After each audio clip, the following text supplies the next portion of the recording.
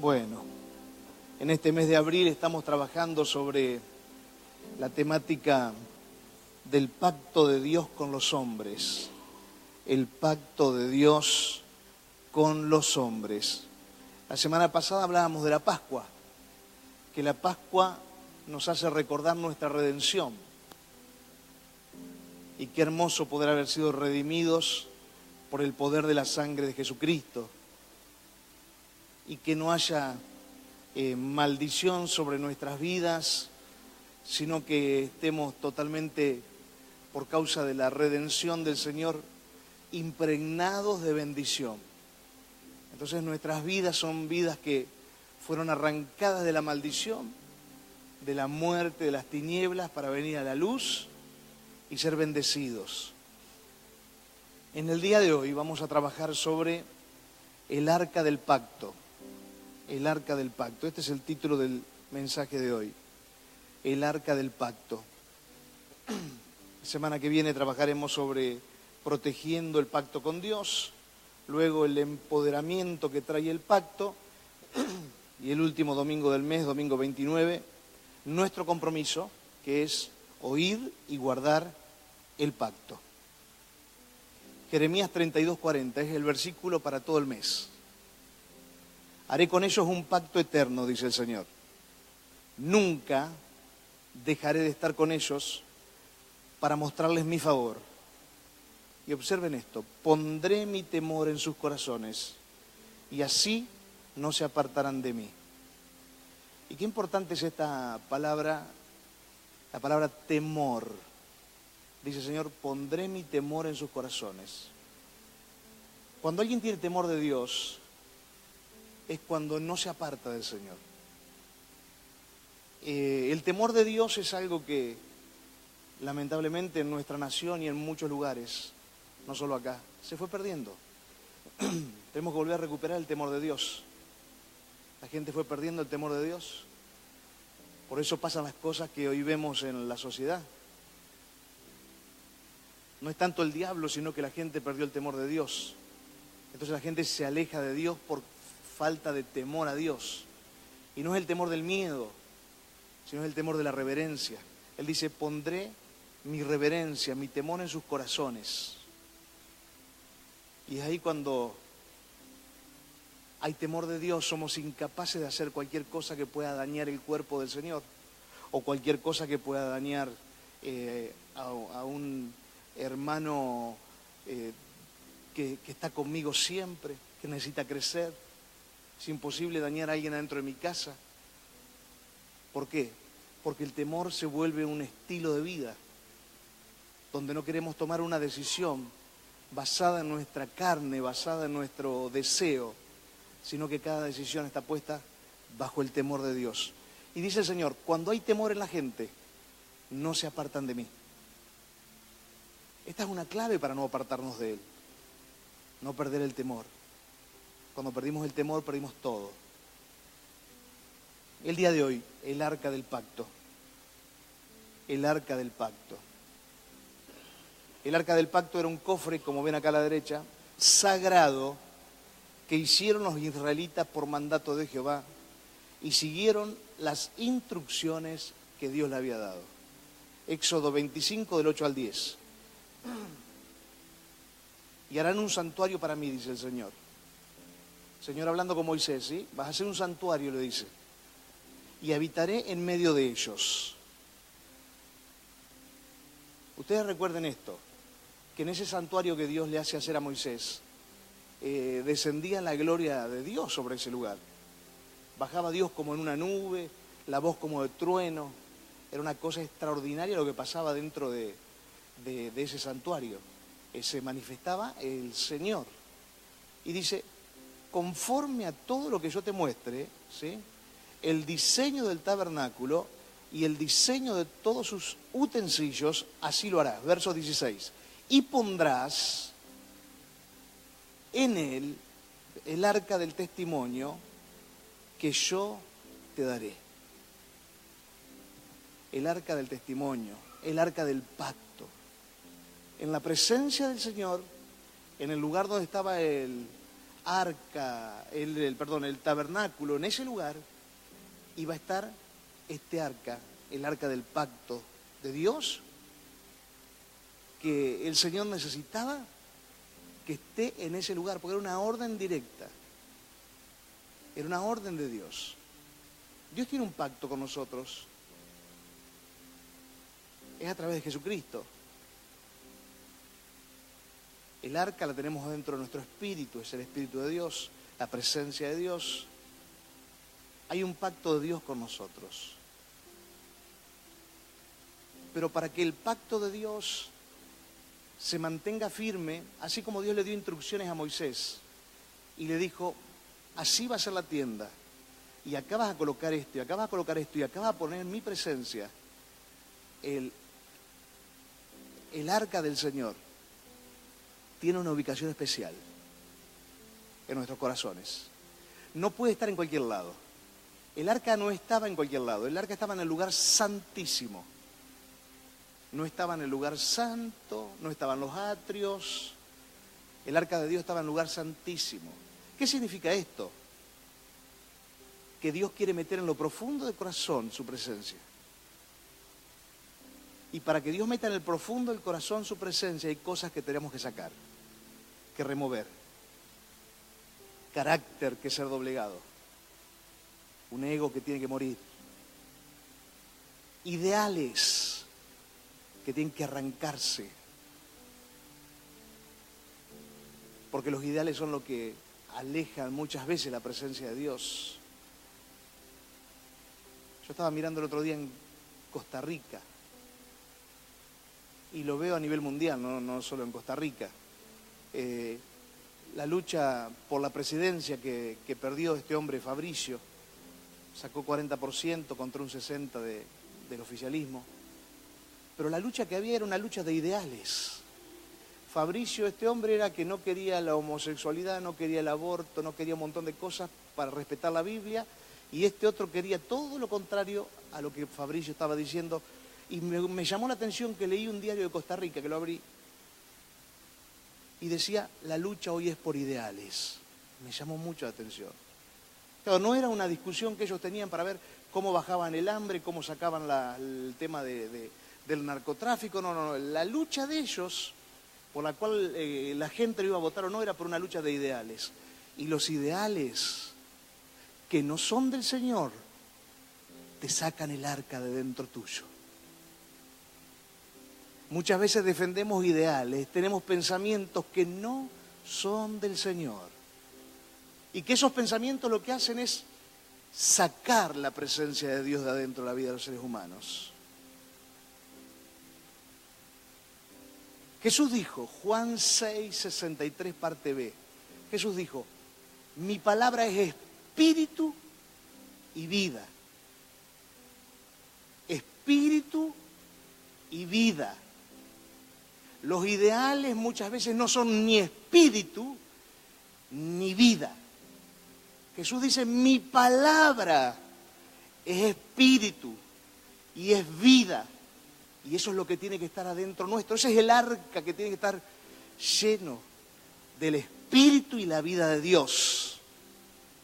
Y si hay ideales que están sacando el espíritu y la vida de Dios de adentro tuyo, tenés que pensar si esos ideales están en el lugar correcto, porque ese lugar será el lugar del arca de Dios. Entonces, ¿qué contenía este arca? Dios le hizo poner dentro del arca las tablas que contenían los 10 mandamientos, que lo que hacían era recordaban que siempre Dios quería dirigir a través de estas leyes o mandamientos a los seres humanos. ¿Qué cosa? Porque en el Edén Dios no tuvo que poner unos mandamientos. El hombre era dirigido, más allá de que después tuvo un pecado y cayó la humanidad, era dirigido por la soberanía de Dios. Pero el corazón del hombre se fue desviando. Y como el corazón del hombre se desvió, Dios tuvo que poner unas leyes para que el ser humano no se desvíe. Entonces la palabra de Dios, que para muchos puede ser tal vez anticuada, la palabra de Dios es espíritu y es vida. ¿Querés estar lleno del Espíritu de Dios? Las leyes de la palabra de Dios son espíritu y son vida. El Señor le dice a Josué, en Josué capítulo 1 ustedes pueden leer, que Dios le dice, medita 3 veces en el capítulo, medita de día y de noche la palabra. ¿Por qué? Porque la palabra era espíritu y vida. Entonces para conquistar precisás la palabra. La palabra te reproduce continuamente los mandamientos. La palabra te introduce en las leyes de Dios, lo que el Espíritu de Dios quiere que hagas. Entonces le dice, medita de día y de noche la palabra. Medita de día y de noche la palabra. ¿Para qué? Para que te vaya bien en el camino en que vas a andar. Cuando alejamos la palabra, cuando nos llenamos de ideales, empieza a faltar la palabra de Dios. Cuando metemos dentro del lugar donde va el arca, ideales, pensamientos, que no tienen que estar en ese lugar, se empieza a perder el espíritu y la vida. Entonces, el te irá bien en todos los caminos empieza ya a ser solo una frase, porque está faltando la palabra. Entonces Dios le dijo, mete dentro del arca las 2 tablas, los 10 mandamientos, para que la gente sepa cómo vivir. Lo segundo que estaba era el maná. El maná hacía referencia a la mano sobrenatural de Dios sobre sus hijos cuando tendrían que haber muerto por falta de alimentos en medio del desierto. La mano de Dios. Nunca sobre tu vida seguramente faltó la mano de Dios. No creo. El Señor le decía que ese maná tenía que estar ahí adentro, porque era el recuerdo de lo que Dios había hecho, de que no les dejó faltar nada, absolutamente nada. Esto nos tiene que a nosotros hacer vivir en la memoria los pensamientos de lo que Dios, cuando andábamos como los israelitas en el desierto, ¿sí? Que andábamos con una mano atrás, una adelante, como los israelitas en el desierto, que no sabíamos ni para dónde ir. Dios no nos dejó faltar nada. Dios no nos permitió que nos falte absolutamente nada. Y Dios te fue dando maná. Vos no eras nada. Ninguno de nosotros éramos nada. Y te fue dando maná y te fue sosteniendo con el maná. ¿Se acuerdan la semana pasada que hablábamos de lo que se celebraba en el país, memoria, verdad y justicia? ¿Sí? Nosotros no tenemos que perder la memoria del maná con el que el Señor nos sostuvo. Eso no era memoria, verdad y justicia, eso era memoria del milagro de Dios. Porque no solo había habido maná, había codornices que habían aparecido, pero no estaban los codornices en el arca. Había agua que había salido de la roca. Todo en el desierto. Para sostener la presencia del Señor en tu corazón, no te tenés que olvidar de lo que el Señor te hizo, de cuánto te sostuvo. No por más que tengas muchas cosas, por más que ya estés bien, ya tengas el matrimonio, ya te casaste, ya tuviste hijos, ya tengas un buen trabajo, ya tengas todo lo que mínimamente querías tener para vivir bien. No te olvides del Señor, porque cuando te olvidas de lo que el Señor hizo, de donde Dios te sacó, por los lugares a donde Dios te sostuvo, vas a perder la presencia de Dios. El maná era el alimento que Dios le había dado a ellos, que debía estar ahí para que ellos siempre tengan una mente agradecida. Las leyes le daban dirección, pero el maná hacía que ellos sean agradecidos. ¿Y saben qué? Por la falta de temor de Dios. Mucha gente hoy en nuestra sociedad es desagradecida. Hijos desagradecidos con sus padres, que solo le exigen a los padres. Personas desagradecidas con sus líderes o con sus jefes, o jefes desagradecidos con sus subalternos. Así continuamente hay un mover de desagradecimiento, pero en nosotros no puede faltar el agradecimiento. Ese maná era la señal de que siempre tenía que ver una mente agradecida de lo que Dios había hecho.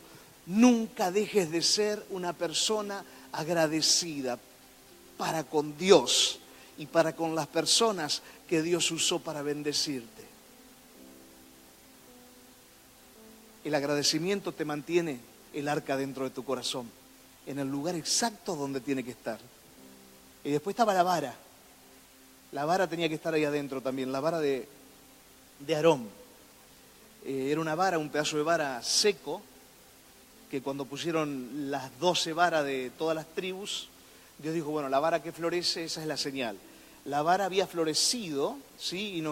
La de Aarón, y nos enseña cuando Dios quiere mostrar o hacer algo, no tiene límites humanos que lo detenga. Entonces, esa vara era la señal de que Dios puede hacer florecer lo que está muerto. Una rama seca, imagínense ustedes una rama seca, no puede salir absolutamente nada. Eso fue una señal de que Dios puede hacer florecer lo que sea. Era una señal de que Dios estaba respaldando la vida de Aarón, la vida de Moisés. ¿Cuántas veces, porque de esto no tengo dudas de lo que te voy a decir, cuántas veces el Señor hizo que florezcas cuando ya no tenías más oportunidad? ¿Cuántas veces? No solo una, cuando ya estabas nocao en el piso, cuando nadie más daba nada por vos, cuando estuviste en la última que ya no podías, pero ni mover la mano, casi ni respirar, te habían volteado al piso. ¿Cuántas veces el Señor te hizo florecer de vuelta? Nunca te olvides del Señor. Nunca te olvides del temor que el Señor pone en nuestros corazones, de esa reverencia que se nos exige, porque no es si lo siento o no lo siento, es una exigencia que debemos conscientemente tener en nosotros, esa reverencia del temor del Señor, porque nuestra ciudad y nuestro país no tienen que perder el temor de Dios. La gente anda matando en las calles porque perdieron el temor de Dios. Andan robando por todos lados porque perdieron el temor de Dios. Hay divorcios por todas las esquinas porque se perdió el temor de Dios. Ahí quieren aprobar el aborto porque se perdió el temor de Dios. Se pierde el temor de Dios. Pero la iglesia no lo puede perder. Te invito a cerrar tus ojos por un momento y que le digas al Señor, no quiero perder el temor, Señor, hacia ti.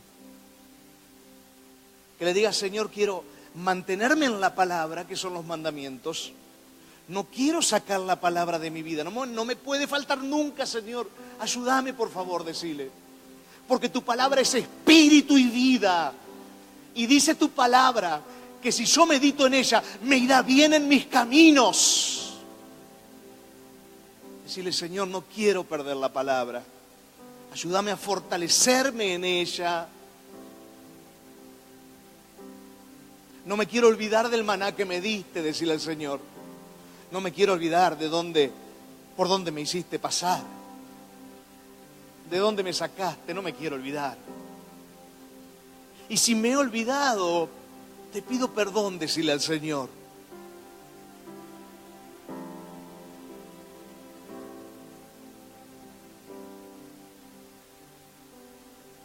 Y acordate las veces en que el Señor te hizo florecer, cuando estabas más muerto o más muerta que vivo, que viva. Él te volvió a levantar. Por eso no pierdas la reverencia y el temor al Señor. No lo pierdas, no lo pierdas. Y nunca te apartarás de Dios si no lo perdés.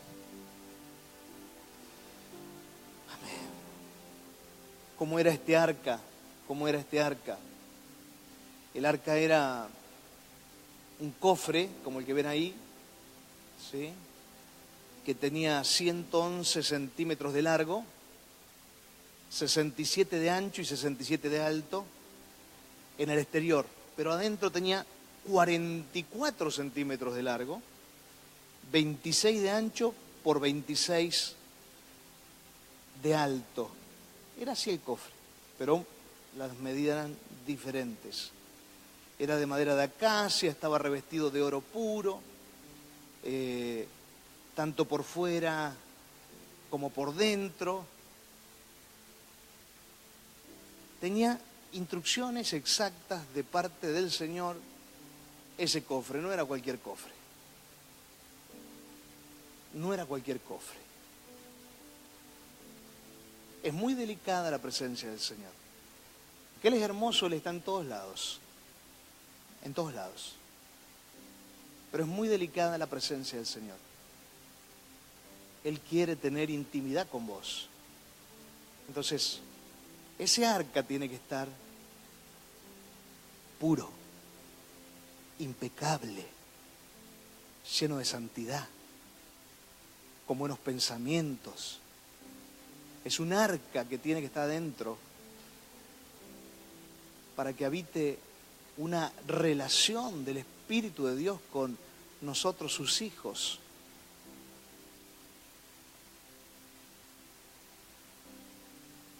¿Dónde estaba el arca? En el lugar santísimo, donde solamente podía entrar el sumo sacerdote una vez al año, el día de la expiación, nada más. Luego Salomón edificó un templo y ya no estuvo más en ese tabernáculo que era como una carpa,